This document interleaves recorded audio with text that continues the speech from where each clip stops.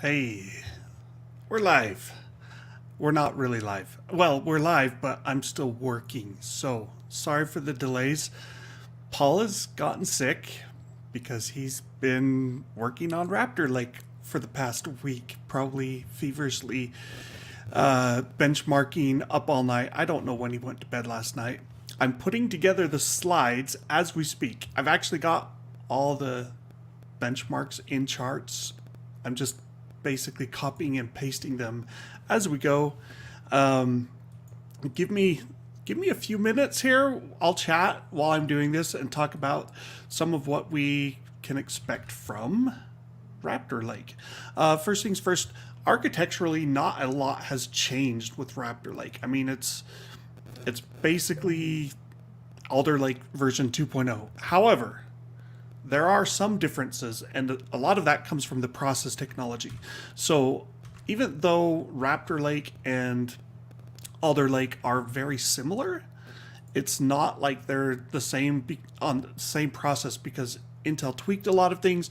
Basically, if you look at the gains that have been made, and we'll get to those in a little bit, um, it's almost like a completely new process node, like a full jump. So even though Alder Lake is Intel 7's process and Raptor Lake is also Intel 7, in practice, like Raptor Lake kind of feels a lot like Intel 5. I mean, it's not called that obviously, but it's got some big gains. That's pretty much the size of it. Is that we're going to see a lot of performance improvements, and some of that just comes from the clock speed. So you know, Microsoft. I'm looking at something else while I'm talking. Intel boosted clock speeds by several hundred megahertz across the board. Power limits are also higher, so that improves performance. And combined, we're getting some of the biggest gains that we've seen in a while, gen over gen performance improvements. So I'm almost done here. Maybe I'm down to my P's. I'm going through the photos and putting them into slides and then rearranging them so that they're in the right order. They're going to be alphabetized, I think. That's what I'm shooting for. But we'll start with gaming because I like games. So, let's see. Still talking while I do this. Questions, comments. Let's see. Was planning on going with the 13900K, but I got an Asus TUF 39 Ti OC and the i7 started looking better. When we get to the gaming benchmarks, if you haven't seen them already, like there's not a lot of difference between i7 and i9, especially if you start overclocking. Even more than just the difference between i7 and i9, my benchmark system back there is running a 12900K. It's feeling sad now. I mean, I'm looking at Paul's GPU benchmarks and I'm going, whoa, like, what am I going to do? You know, do I need to upgrade and retest everything? I don't think I'm going to do that. But yeah, it's some big generational improvements in performance. Other comments here. i7 is almost equal to, I mean, like, yeah, i7's a good chip. The i7-13700K, got to get the part numbers right, is now clearly faster than the previous gen i9-12900K. Generally uses less power as well, so all told, it's a big improvement gen over gen. We'll give me like a few more minutes here. I'm getting to the end. I'm just almost there, guys. Stay on target. I didn't want to delay again because basically I've been trying to put together all the slides in a deck that I can share with you guys for the last several hours. And Paul got sick, couldn't help me out. So I don't want to delay the show again per se, but I do want to get the slides in order. And once we've got that done, then I'll actually get to the point of this whole broadcast and start showing you the benchmarks and talking about it. A few things to note. We did upgrade our GPU to a 4090, so Paul had to retest all the games on dozen of the most recent CPUs, as well as the Ryzen 7 5800X3D. So we'll have those benchmarks in a bit. It's interesting the choice you have to make between a 5800X3D and the other Ryzen parts, because it's still extremely fast at gaming in games that benefit from the 3D V cache, but there are plenty of instances where games don't benefit. And so then it's like, wait, what's the point of, the whole X3D?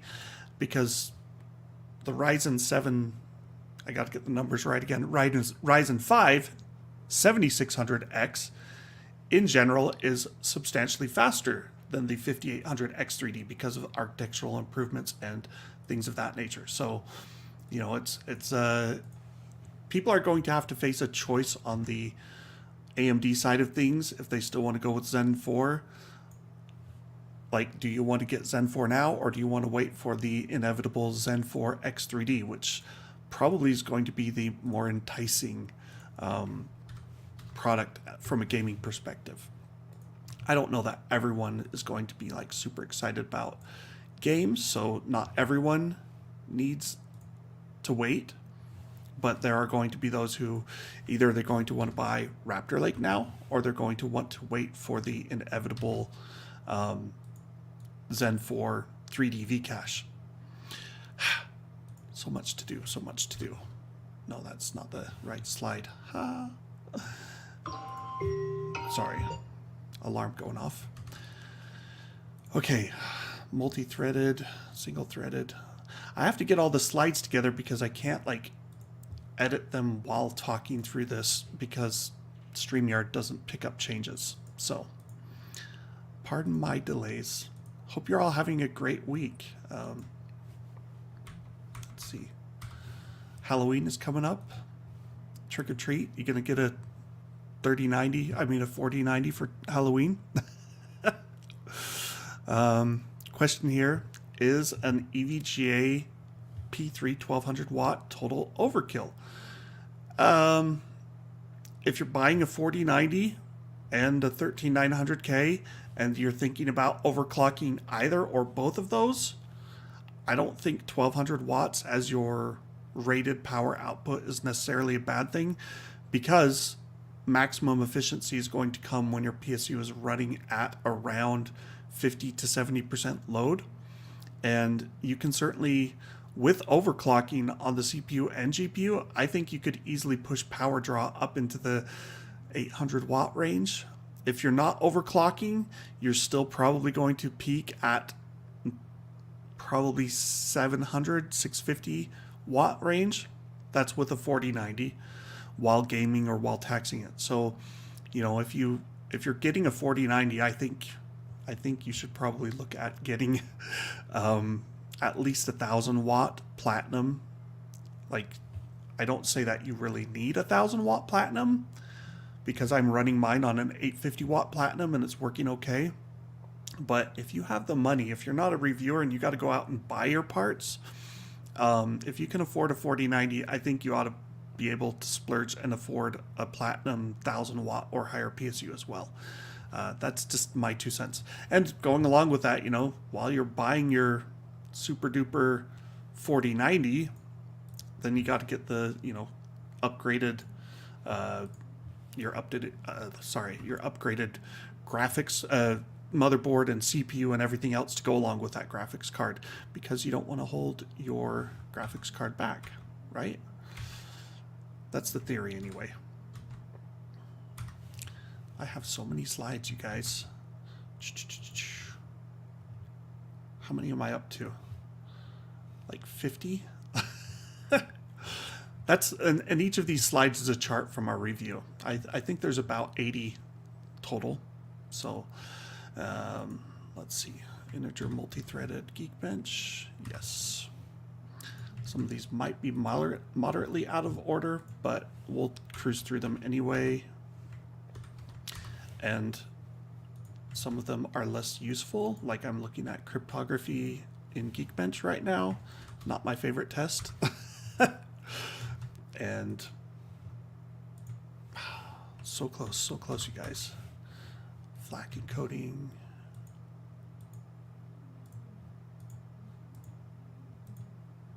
Sorry for the microphone silence. I really am almost done. Because I'm on the C's now, so, you know.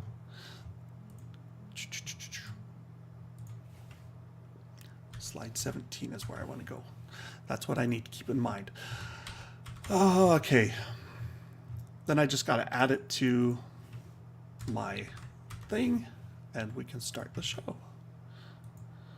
Come on, Jared. This is what happens when, you know, you're working to get all the slide deck together and Paul is out and you're stressing about it. Cinebench and Cinebench single core. We got Blender, and then we'll be done. I think Blender's about the last thing I need to do. So I know you're all laughing in the background thinking Jared is terrible at this, but I hope the content once we get live is worth the wait. Maybe.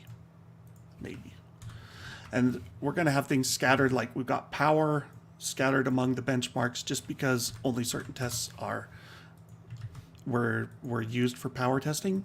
And so things aren't going to be super in order necessarily, but they'll be close enough.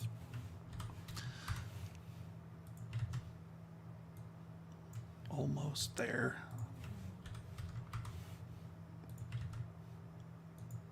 Yes.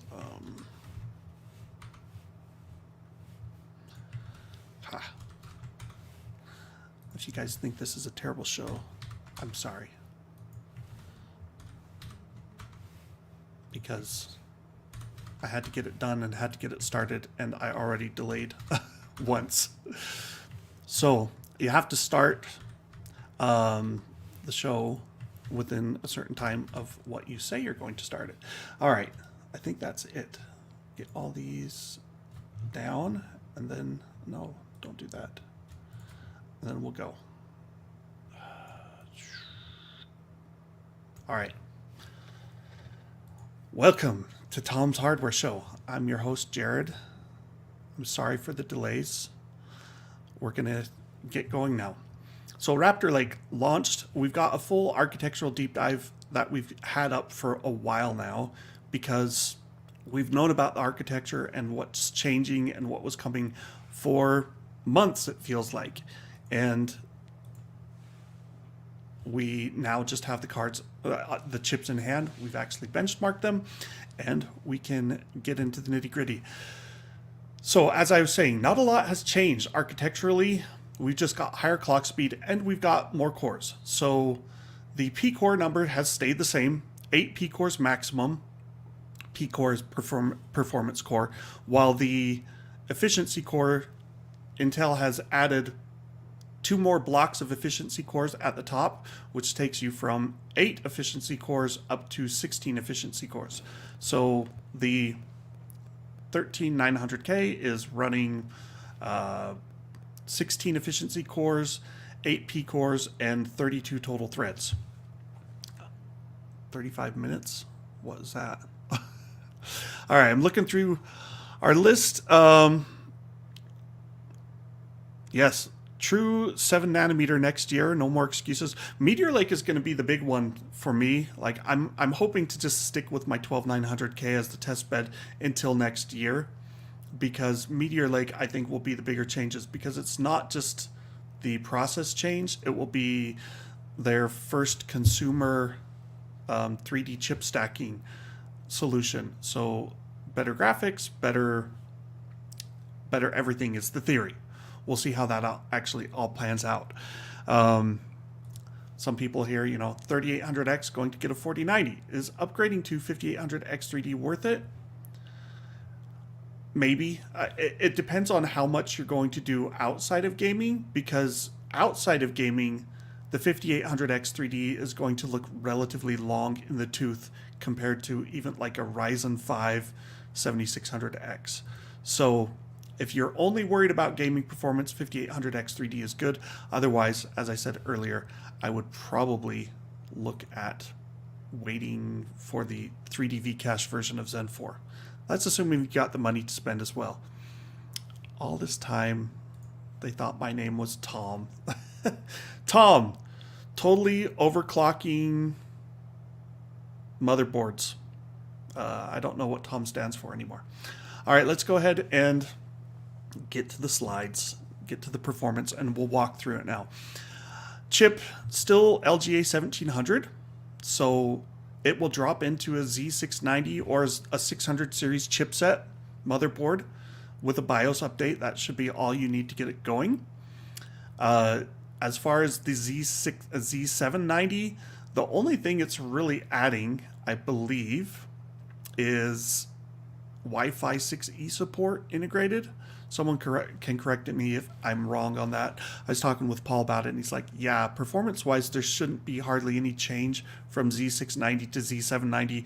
And I think Intel even had someone say, yeah, well, we did the new chipset because our motherboard partners like having new parts to sell.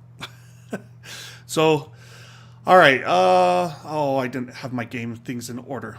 Let's see. We'll just go through the individual games. I've got the overall gaming performance slide somewhere down the line. But, so Cyberpunk, this is a new one for our test suite because with a 4090, we can now be in a position where we're not just totally GPU limited. Interesting things. You'll see all of the Zen 4 chips seem to top out right in that same area along with the 5800X3D. The 7950X was actually slower. We're not sure about like performance on Zen 4 with an RTX 4090 right now. It feels like because they're both so brand new that maybe the drivers aren't fully optimized yet. Maybe there's some other tuning that needs to take place. But you can see like the 99th percentile frame rates are a little bit weak on the Ryzen chips. And you know, they're just kind of, it feels a little scattered. Whereas you move up to like the 13900K, 13700K, and even 13600K are all screaming along, probably in large part to high clock speeds. But like I said, my 12900K test bed feels a little left behind because even the 13600K often beats it. We'll see that, not always, but in a lot of games. So Formula F1 2022, X3D, the 5800 X3D does great here. 300 frames per second, 318. You know, these kind of reach that point where like, does it even really matter because we're so far above most monitor refresh rates? But maybe you'll get a 4K 240 hertz monitor down the road, or, you know, maybe run at something more than 1080p. Far Cry 6. You know, again, 5800X3D comes out as AMD's best option. 7950X, 7900X, they're still not always ranked in order of where you would expect to see them perform. I know with the 5900X and the 5950X, the 5900X was almost always faster in games because you would start running into power limits, and so the 5950X wouldn't clock as high, and so the gaming performance ended up being a bit slower. The 7000 series Ryzens, they're supposed to have mostly fixed that because they gave it a lot more power, but there still are cases where where it will come in behind. So, you know, it's, again, we might see some improvements with either future BIOS updates or NVIDIA driver updates as well. But again, the 13900K screams along, and you know, the 12900K Ryzen 7000 beats that across the board in this game. So it's not like Ryzen is slow. It's just if you're playing at 1080p, which is how you make a game CPU limited, then the new Raptor Lake chips take off and pull ahead.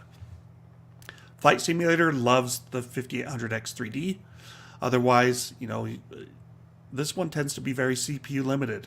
I think, you know, on the 12900K, my test that I've used is pulling around 85 frames per second. The 4090 actually has issues with my test, and the and the 12900K topping out at like 80 frames per second. Paul's is a little less demanding test perhaps, so frame rates are higher, but you can see, generally speaking, everything falls where you would expect. Clock speed does matter, so even though there are more cores and threads on the 13700K, clock speeds are pretty similar to the 13600K, and so they're pretty close to tied. Some of this, again, might also be just newness of the 4090 card with drivers. I feel like Microsoft Flight Simulator, as one of the premier DLSS 3 games, that maybe the optimizations NVIDIA made targeting it for DLSS 3 has caused the non-DLSS 3, the current version that's publicly available, to perform a little wonky on that card. Hitman 3, another good CPU scaling benchmark. Everything falls where you'd expect. Even with the 4090, like 125 frames per second on a 12400, you could still play with a lot slower GPU. But the 4090, I'll get to 1440p benchmarks in a moment. If we were flipping back and forth between 1440 and 1080p, you'd see there's a lot of cases where we're still basically CPU limited at 1440p because the 4090 is so dang fast. Okay, Red Dead Redemption 2 in Vulkan. X3D takes the top spot again. 7900X, 7950X, and 13900K are all effectively tied, pulling 200 frames per second. And I think this is the last. No, there's two more games. Warhammer, Total War Warhammer 3. This is a new one for Paul's testing on CPUs. Again, there's some minimum frame rate fluctuations that are a little odd on the Ryzen side of things. Some of that might be like the X3D and the 7600X do have, different clocks and different cores and different amounts of cache, and that might be coming into play, or it might just be newness of the game and drivers and platforms. And then finally, Watch Dogs Legion. So, where's my overall gaming slide? Oh no, I don't have my overall gaming slide. We'll probably hit that in about 10 minutes as I go through the rest of the slides. Gaming performance overall. It's the fastest CPU for gaming if you get the 13900K. Second fastest is generally the 13700K. When you get down to the 5800X3D, it's kind of a toss-up. Some games will favor AMD, some will favor Intel. 13600K, all those Zen 4 products, they all provide a lot of gaming performance. If you're not going for an absolute maxed out system and buying a 4090, you can probably step down a couple notches and be okay, unless you're looking at doing something outside of gaming with your CPU, which is where we get to next. So these are, I believe, more or less alphabetized CPU benchmarks, and you'll see, compression, that's a strong point of AMD's new Zen 4 chips. They put through a lot of memory bandwidth on DDR5. That gives them an advantage over the previous generation. Where's the 5800X3D? Oh, it's clear at the bottom. So almost double the performance of the 5800X3D, because the large L3 cache doesn't necessarily help with 7-zip compression as much as memory bandwidth and clock speed. Decompression, this is where Zen 4 really proves its muster.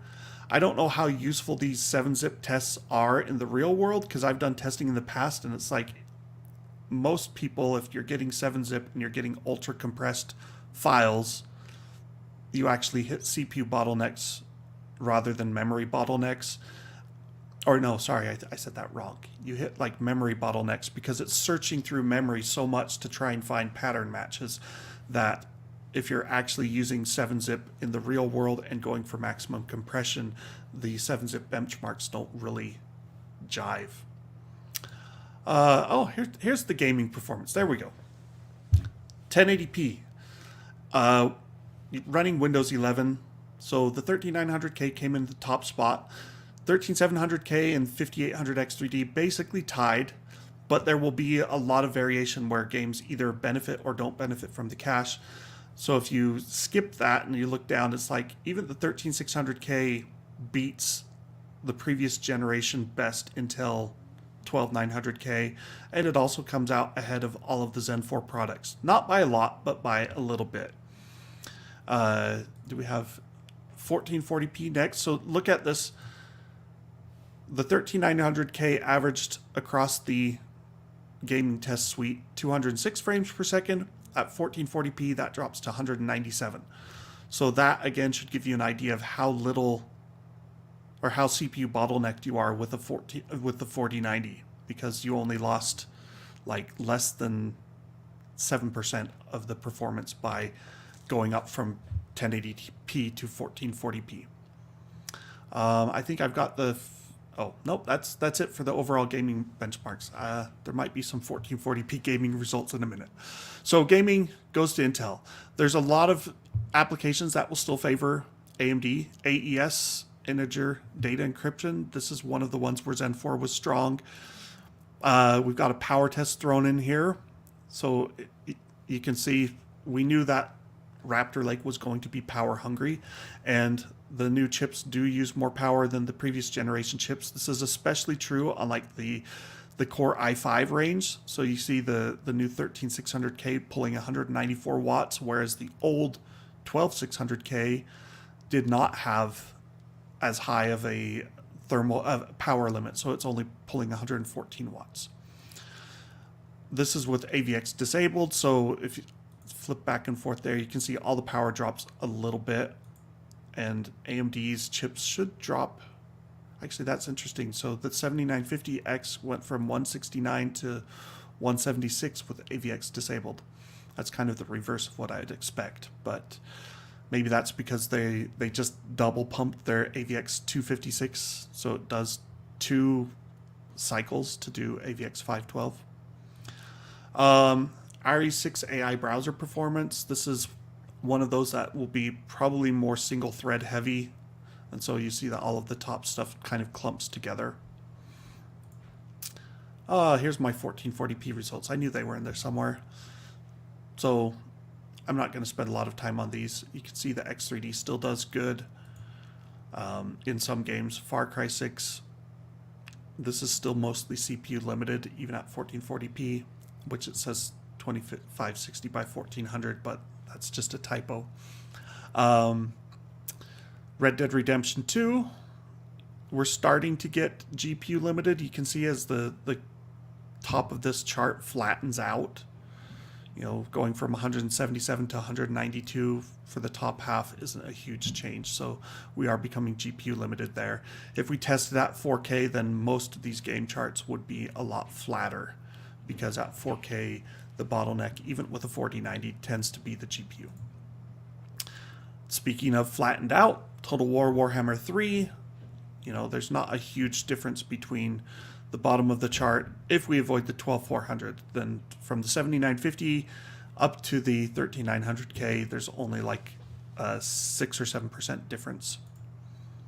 Watch Dogs Legion, this one shows a lot more CPU scaling still at 1440p. And that takes care of the gaming benchmarks for real now. This is what happens when I'm rushing to get the slides done. They're all out of order. This is the overall view of multi-threaded performance. So we got a geometric mean of Blender, Cinebench, Handbrake, POV Ray, V-Ray, and Y-Cruncher. It gives them all equal weighting. We're not throwing in any, you know, cryptography heavy benchmarks that would, like, there's some crypto benchmarks where AMD's architecture has some specific instructions that really cause it to fly. So Geekbench can look really skewed in those. We're not including those. This is just mostly heavy multi-core threaded work, and the 7950X still comes out barely ahead. The 13900K, you know, they're close enough to call it a tie probably.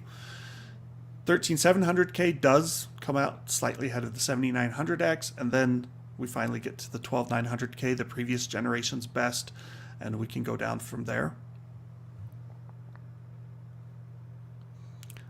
So I was looking at the comments. Anything I need to see over there? I guess not. Single-threaded performance. So clock speeds will help a lot here, and this is including Cinebench, FLAC, Lame, POV Ray, and Y-Cruncher.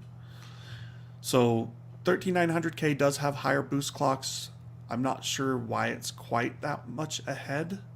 That's kind of, there are some discrepancies that maybe we need to look into more over time, but you know, maybe it's got a few hundred megahertz more. Maybe it's the TVB, the thermal velocity boost, that gives it more headroom on the i9 parts. And now we're back to various applications. So Procyon gaming, not a gaming, application test suite that there's a bunch of scripted benchmarks. This one's for video editing. Here, Zen 4 still takes the top spots. Even the Ryzen 5 7600X beats the new Raptor Lake. So, and this one's a little, you know, we need to check on this because the 13900K scored lower than it should have. So we'll have to look at that more. Blender, heavy 3D rendering done on the CPU. Very favorable to AMD's architecture. Like that's been the case with Blender for the last few years. Intel has closed the gap, but it's still not quite caught up. And we've got, so there's 3 scenes with Blender, classroom, then we got the power. So this is also important. So you look at this, AMD comes out top in performance at 136 samples per minute compared to 126 on the 13900K. And then you flip over here, the 13900K is consuming 280 watts compared to the 7900X consuming 191 watts. We got a problem there because the 7950 power draw is less than the 7900X, so I'm not sure what that's about. Average power watts, I guess it finishes faster, so maybe that's part of it. I'm not sure. I'll have to talk to Paul about that one. Yeah, we're still seeing that average power watt kind of strangeness here, but you can see, regardless, we're using a lot more power on Raptor Lake. And Monster Power, same story. Uh-oh. Gotta turn off my phone so it doesn't keep binging. And then we got the Junk Shop rendering and the Monster rendering. So you can see, like, just flipping back and forth between Junk Shop and Monster, like the standings don't really change hardly at all. It's just difference in what you're rendering, and so you'll get a higher frame rate on some scenes versus lower frame rate in more complex scenes.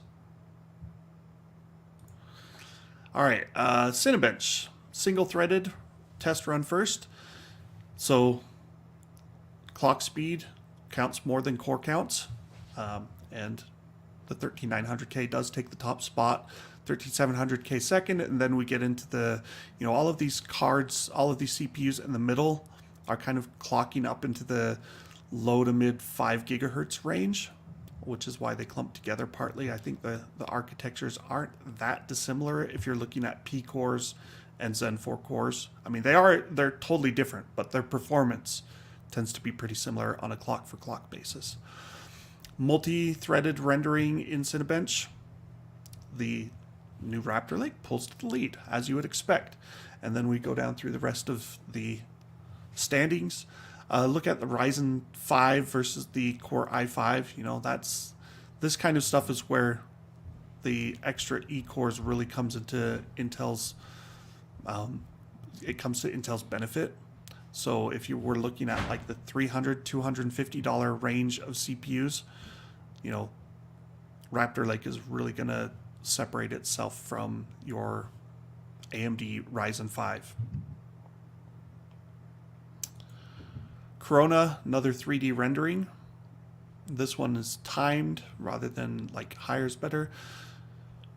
But other than that, performance still stacks up about how you'd expect. Give you a minute there to enjoy that slide. CPU-Z, not necessarily the most useful benchmark in terms of, you know, what it means in the real world, but it does continue to confirm that in some workloads, Raptor Lake really screams long in single-threaded. Multi-threaded, we get the more normal breakdown where the heavy core monsters sit at the top, followed by, you know, your 12-core 7900X and the what, the 13700X I guess has 16 cores, but half of them aren't P cores, so it ends up kind of being similar in a lot of ways to the 7900X on multi-threaded performance. I mean, look at gen over gen too. You know, 12900K at 11,000, getting 16,500 with the 13900K. That's a huge generational improvement. C-Ray, floating point, 3D rendering, and pretty much what you would expect to see once again. FLAC tends to be more of a single-threaded benchmark. I don't know that it's strictly single-threaded, but it doesn't scale with higher core counts very much. So your clock speeds will matter more than anything else, and that's kind of how things fall out here. Geekbench, my favorite. I almost want to just skip through all of these, but here's your Geekbench numbers. 13900K does come out on top in multi-threaded. Integer multi-threaded is almost the same standings, rankings. Cryptography multi-threaded. This is one where Intel's chips skew way higher than the AMD counterparts. So this is one of those where people say this is why the overall scores in Geekbench aren't particularly meaningful, because why would you factor in, you know, these tests that don't apply to a lot of real world workloads. Floating point multi-thread. AMD takes the cake here. I believe this is because of AVX 512 support mostly. Then we go over to the single-threaded side of things, and this is interesting because AMD ranks higher than Intel now, but again, I believe that's partly influenced by the crypto scores, because when we don't have multi-threaded, the crypto scores dramatically favored the AMD chips. So I think it's because the E-cores help a lot on the multi-threaded crypto score, but they don't help at all on single-threaded. Integer workloads, and finally floating point single-threaded. I think that takes care of Geekbench. Hashing algorithm, another cryptographic function. Not too much to say there. I mean, like most of these hashing things are done by Bitcoin miners. This isn't something that you do on CPU unless you're not mining, which is why this comes into play. Handbrake video encoding. This is a far more real-world scenario that a lot of people might do. You can use GPU acceleration with Handbrake, though, so you have to wonder, like, is it better to use GPU acceleration versus CPU encoding? Quality can be a bit higher on the CPU side, though. Handbrake X264 gives a different view of things. That almost looks backwards. X264 performance should normally be higher than X265. I may have screwed up the numbers or slides on those. Power consumption. Again, using more power on the Intel side for relatively similar performance to the 7950X. So it's not that AMD is losing per se, it's still ahead in efficiency, but Intel has pushed the clock speed and power as far as it can to come out on top. This is your renders per day per watt view of power efficiency. And this is interesting because you can see what happens as Intel pushes up the voltage frequency curve. They're getting higher frequencies, but they're also using a lot more power. And so their most efficient chip, from one point of view, is their slowest 12400 that we benchmarked. Whereas like the faster chips rank further down the scale. 13700K is missing on the power testing, incidentally. I don't know if that was something just ran out of time or if there was some other bug preventing it from running. And this is your looking at the kind of a different view of the efficiency. So bottom left corner is best, top right corner is worst, because you got lower is better on the seconds x-axis and lower is better on the y-axis as well for power draw. And HTML and JavaScript performance. more single thread heavy than multi-threaded, so that's why a lot of the standings are the way they are. This is also single threaded lame encoding of audio files, WAV to MP3. LLVM compilation. So this is a compiler benchmark, which, you know, multi-threaded definitely helps out with compiler workloads when you're doing a complex project, because there's potentially hundreds of files to compile, and so you can spin all of those off to different threads and it can rip through them really quickly that way. Luxmark, this is a 3D rendering benchmark again. Definitely favors Intel's architecture. Not necessarily representative of the way most 3D rendering is done these days, but it is another benchmark point of view. These are more of those Procyon scripted workloads. So this is for the Microsoft Edge browser. You know, everything kind of tops out at around the same spot. So probably more single threaded limited. Excel, different workload, so more heavily threaded, but it's still, you know, you're not getting the gains from multi-threaded that you see in something like video encoding or 3D rendering. You do see some scaling, some of that's with clock speed, some of it's with core, but you know, you're getting about 40% boost going from a 12400 to a 13900K is all. Outlook, similar story. Obviously, the lower clocks on the 5800X3D don't help it here, and the cache doesn't help it, so it ends up ranking well behind the other chips. This is kind of that like dichotomy or the schizophrenic or bipolar experience of the 3D V cache right now, is because there's only one chip for the consumer market with it. There are certain things it does really well and other areas where it falls well short. Moving on, AT-Pace simulation, lots of atom molecular dynamics stuff here. I can't remember what the NA part stands for, but the MD is for molecular dynamics. So scientific workload, if you will. And Intel's new chips do really well here. PC Mark rendering and visualization. So it's not just one rendering app or one video encoding app. It's a bunch of them composited together in the 3D, or sorry, PC Mark methodology. But this is better for my 12900K. You know, it doesn't fall as far behind the 13700K. That's kind of how I would have expected it to be in most cases. Like the new i7 is faster than the old i9, and the new i9 is even faster. But there are a lot of cases where, you know, the 12900K isn't nearly as close as I would have expected it to be. Startup time, I'm not sure what this stress tests exactly, but you can see AMD's new Zen 4 architecture does very well in this discipline. And there's some, you know, oddities with the Raptor Lake here where possibly due to different motherboards or BIOS revisions or whatever else, you know, the 12900K actually comes out ahead of the 13900K. So that's where you go, that benchmark might not be the most useful. Batch processing of photo editing using Lightroom. And again, the Raptor Lake 13900K takes the top spot.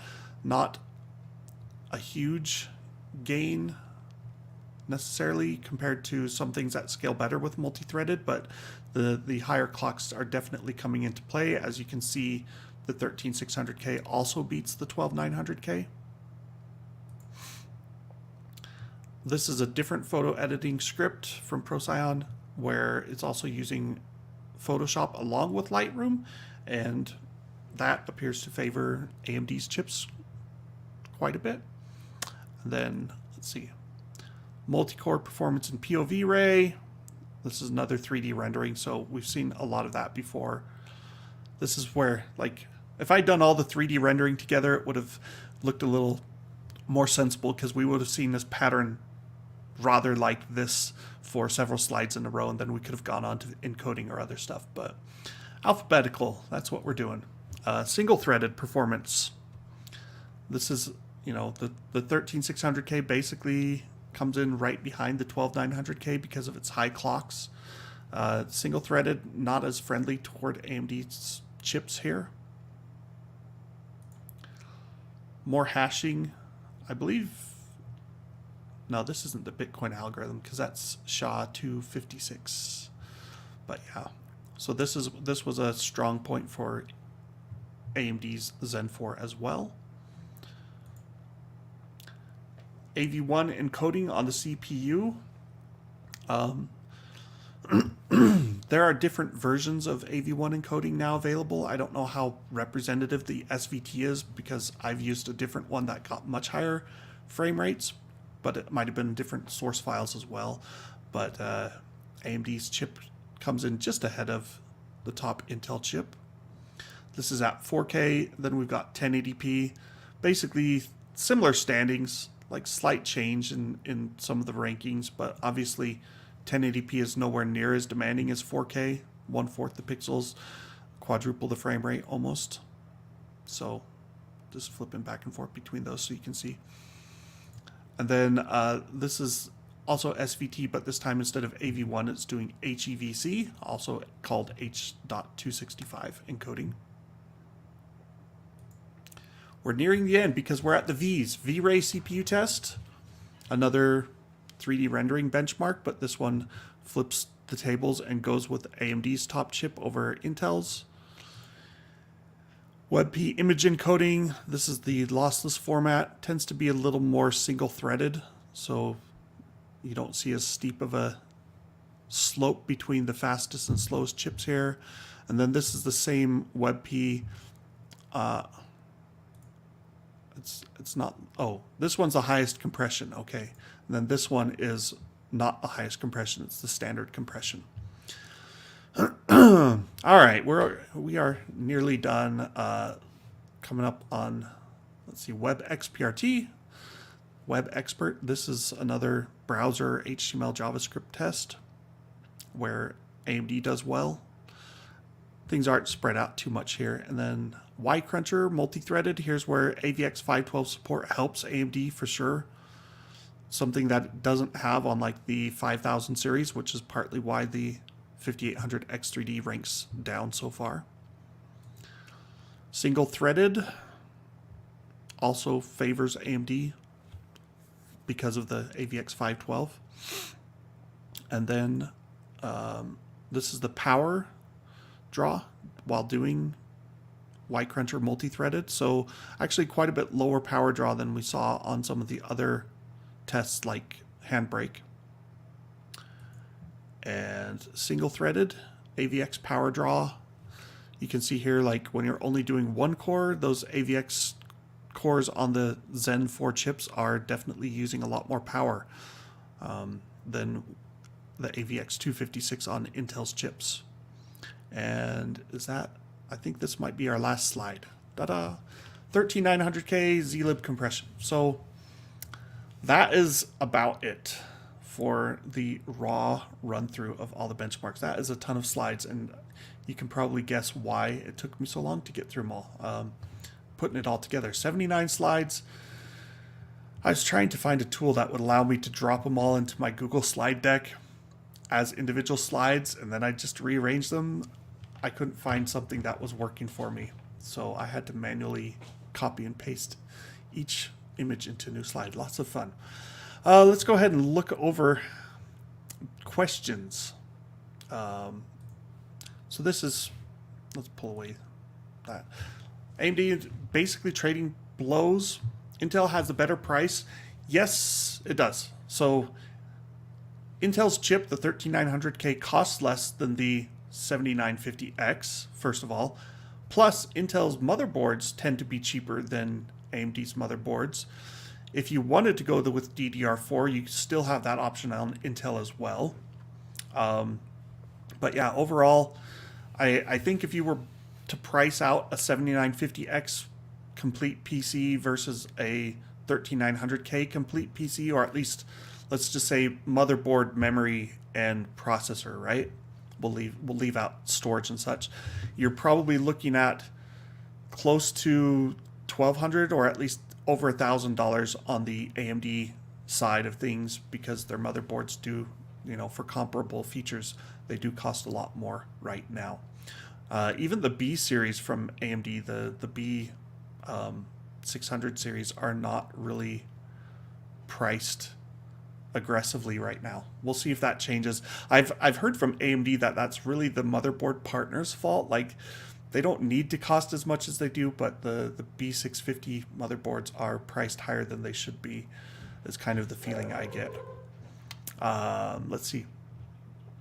Yeah, so it would be nice to see the future Raptor Lakes. Those are coming. K series, the K SKUs unlocked for overclocking, they're really only 3 SKUs is how Intel has been doing it. So it's the 13900K, 700K, and 600K. So you got the i9, i7, and i5 K SKUs. There's also KF SKUs that don't have graphics on them. But as soon as you drop below like the 13600K down to a future 13400, 13400F, they won't be unlocked for overclocking. But we do expect those to arrive probably in January, I think is the thought. And once Intel has like a 13400 priced at say $180 with DDR4 memory and a DDR4 motherboard, like, that's going to be super hard for AMD to compete against. You know what would be nice? Anything less than a 4090. We'll get those eventually. I think we might. I don't know if we'll see 4060 Ti right at the beginning of 2023, but it will come, down the road. Whether it's called 4060 Ti, something else, I don't know. It's, NVIDIA had their 4080 12 gigabyte that they've now canceled. There's rumors saying, yeah, they're not going to use that SKU because they don't want to admit that they were trying to push a 4070 as a 4080. So they'll probably disable a few of the SMs and have a different core count so that they can say, no, it's not the same chip. See, it's got what was the 4080 12 gigabyte was supposed to have. I need to look it up here. So it was supposed to have, I think, the full AD104 chip, which would have been 60 SMs and 7680 GPU cores, shader cores. So there's thoughts that, we'll see a 4070 that has like maybe 54 or 52 or some smaller number of SMs enabled. There's also room for a 4070 Ti, whether that will, or 4070 Super, I don't know. Yeah, 390 hertz 1080p gaming. Do they have 390 hertz monitors now? Is that something, or was that supposed to be 360 hertz? I had a 360 hertz 1080p monitor, and then my cat knocked it over. Actually, I knocked it over trying to chase my cat. That was an expensive mistake. Yeah, 4090 Ti, there you go. So the 4090 is not the full AD102 chip.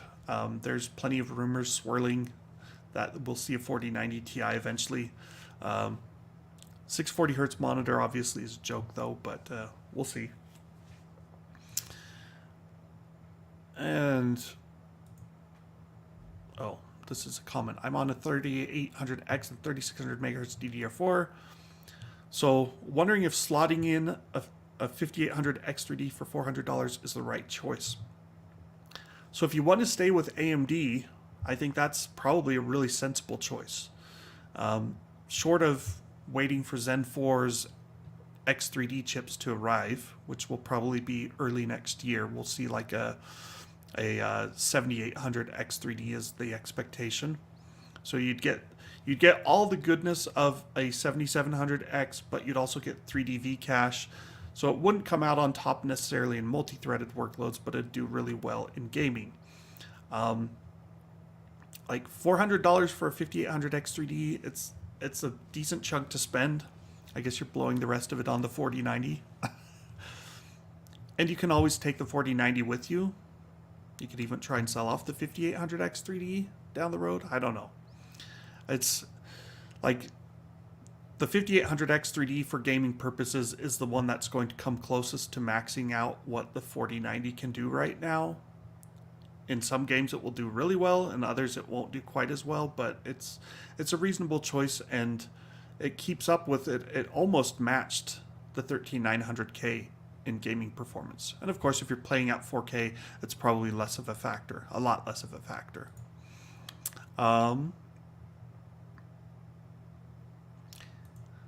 8700K was a good CPU. I mean, it was a reaction CPU too. Like if it weren't for Ryzen, we probably wouldn't have gotten the 8700K. Maybe, well, it came out soon afterward, so it was arguably in the works. But you know, it was a good chip for a long time. It still works pretty well. I mean, it's mostly just now you're held back by clock speed. It increases over time. So you know the 4700 or the 8700K topped out at like what, the low 4 gigahertz range, and now we're getting these 5 gigahertz chips. Time to upgrade the whole system, Slim Jim. All right, any other questions? I should flip back to show the overall view once more. Let me see which slide that is. There we go. Slide 12.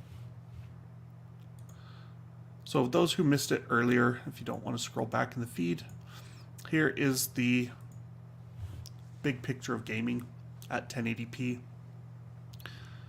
You know, not a huge gap between the 5800X3D and the 13900K. If you look at the gen over gen improvement though, like that's impressive to me. I don't know if there's something else that, like the 12900K feels like it's really underperforming because the 13900K is 20% faster in games at 1080p. At 1440p, I think that was next, right? Yeah. So 1440p, instead of being 20% faster, it's, sorry, doing the math here, it's 15% faster still. So, you know, still pretty CPU limited, even with the 4090 at 1440p. So, and then, oops, sorry, I clicked off of that slide. So that about does it for Raptor Lake. It's finally out. We've been hearing about it for so long. I mean, we've known pretty much what Raptor Lake was going to do since last year in terms of core counts. Like they were just going to add more E-cores. Meteor Lake is going to be interesting though, because Meteor Lake is, you know, they're kind of doing that full new architecture P-cores. They might do even better E-cores. We'll have to see. I don't think we're going to see something where it's like, hey, we'll give you 8 P-cores and 24 E-cores with Meteor Lake. So for those of you that don't just do multi-threaded rendering all the time where those E-cores are the most effective, it's like, yeah, you know, it'll be nice to have more performance cores and higher performance cores, and that's what Meteor Lake is supposed to bring to the party. And maybe when Meteor Lake comes out, maybe Arc version 2 will be available.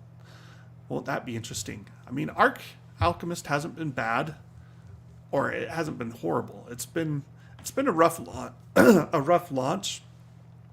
But when you think of what Intel had to do, building a GPU team, dedicated GPU team, getting drivers and all that, you know, Alchemist is actually performing pretty decently now.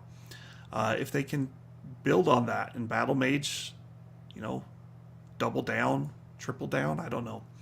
I'm very curious to see what we get from Intel next year. All right. Sorry for the craziness at the start of the show. Thumbs down the video if that was too rough. I just didn't want to delay anymore. But that about takes care for this week. I'll try and get Paul on next week, and he can tell us more about Raptor Lake and some of the testing craziness that's gone on. He's got a 4090 card that I shipped him late last week, so he's literally had less than a week to test all of these cards in the gaming performance with 4090. And 4090 is brand new, Zen 4 is brand new, Raptor Lake is brand new. Like, I don't know how much things are going to change, but I've been laughing with Paul saying, hey, you're going to have to retest everything in like 2 months and, you know, update BIOSes, update drivers, update your games, and then see how things stand then. Right now, it's early days for Zen 4 and 4090 and Raptor Lake, and we might see further improvements. We might see AMD narrow the gap in that gaming performance. But that should do it. Thanks for watching, you guys. Like and subscribe if you want to cut me some slack, and we'll see you next week.